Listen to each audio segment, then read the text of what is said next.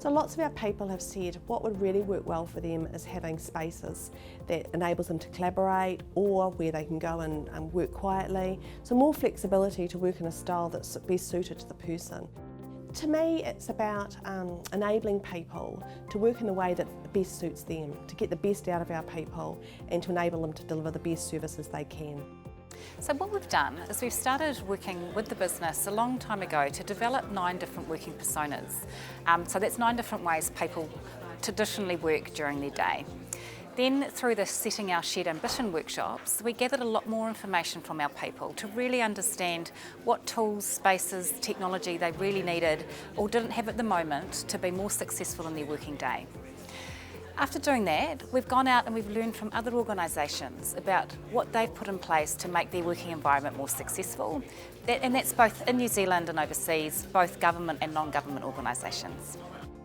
Ways of working is about having the flexibility to choose the right space to work in, depending on the work that you need to do and who you need to do it with.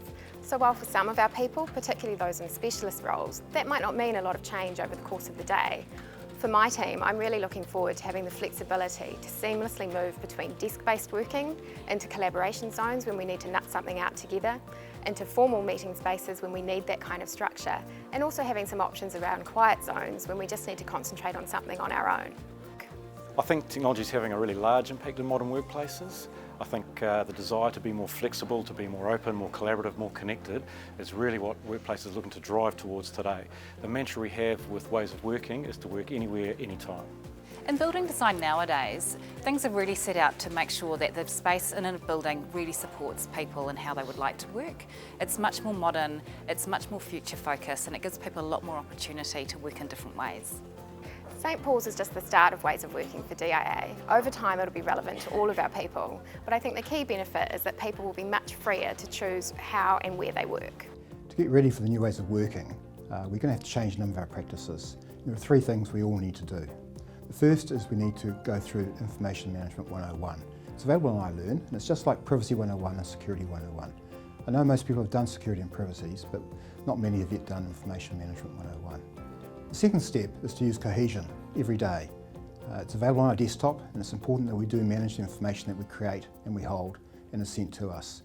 But I think more importantly it is to use Cohesion for sharing information when working with others. We know we're going to have the latest information available. The third step in my mind is thinking before you print. If you think about all the paper we do print today, we have to file it, we have to manage it, we have to shred it, we have to worry about the security and privacy risks that might be there when it's left on a desk. So thinking seriously about, do I really need to print this? Do I need to retain this? For people in our teams, we have to be really consistent about the messaging. We have to be really consistent about the expectations for people and what that means, and help people to practically understand how the different ways of working apply. So cleaning up your desk at the end of the day isn't about keeping your desk clean and making the floor look nice. It's about giving other people the ability to come and sit and work in your desk if you're not there. You call in sick the next day and someone else can make use of that space. That's really important. I've had to shift my culture and my behaviour. I've had to start thinking more about what I carry around with me during the day and what I actually need at my desk. Employers definitely have to keep up with technology. The demands being placed on employers and workplaces is far greater than it's ever been. People at home are far more connected, far more digital, far more flexible, and often that's not reflected in their workplace. If we want to be an employer of choice, if we want to offer fit-for-purpose tools, we definitely have to keep up with the technology that people experience at home in the work environment. So really thinking about using the technology that they have available to them to work in different ways. Now, technology is the enabler, it's not the thing that dictates how you work. At the moment it's a limitation for us, and so really trying to shift that to being an enabler for people. So I think people will start to notice that it feels different, that you can take your laptop or your device to a meeting and take notes and have them uploaded into Cohesion without having to come back and make that an additional process, whereas today it probably feels like that. It's all about our environment. People have said to us what is really going to help them do their jobs better is having the right spaces, tools and technology to support them doing their jobs. That's what ways of working is all about.